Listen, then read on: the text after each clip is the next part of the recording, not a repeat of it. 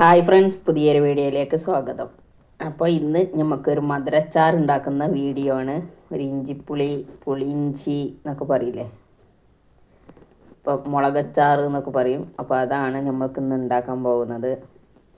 അപ്പോൾ വീഡിയോ ഇഷ്ടപ്പെട്ട് കഴിഞ്ഞാൽ എല്ലാവരും ഒന്ന് ലൈക്ക് ചെയ്യുക, ഷെയർ ചെയ്യുക, സബ്സ്ക്രൈബ് ചെയ്യുക, കമൻറ്റ് ചെയ്യുക.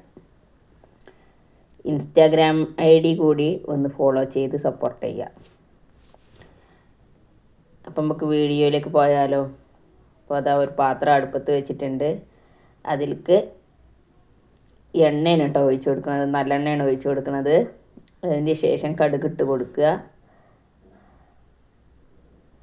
അത് പൊട്ടിയാൽ അതിലേക്ക് കറിവേപ്പില ഇട്ട് കൊടുക്കുക. എന്നിട്ട് ചെറിയ കഷ്ണങ്ങളാക്കിയ ഇഞ്ചി, വെളുത്തുള്ളി കൂടി ചേർത്ത് കൊടുക്കുക. എന്നിട്ട് എല്ലാം കൂടി നന്നായിട്ടൊന്ന് വാട്ടിയെടുക്കണം. അതിന് ശേഷം അതിലേക്ക് ചെറിയ കഷ്ണങ്ങളാക്കിയിട്ട് തക്കാളി ചേർത്ത് കൊടുക്കുക. എന്നിട്ട് മുളകിട്ട് കൊടുക്കുക.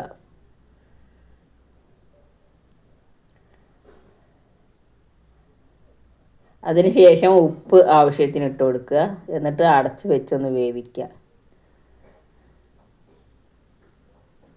എന്നതിന് ശേഷം അതിലേക്ക് മുളകും പൊടി ആവശ്യത്തിന്, അച്ചാർ പൊടിയും ആവശ്യത്തിന് ഇട്ട് കൊടുക്കുക.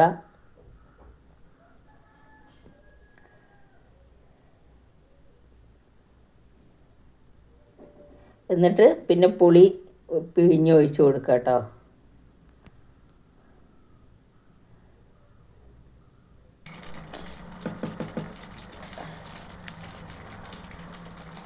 എന്നതിൻ്റെ ശേഷം 2 ശർക്കര അച്ചി കൂടി ഇട്ട് കൊടുക്കുക.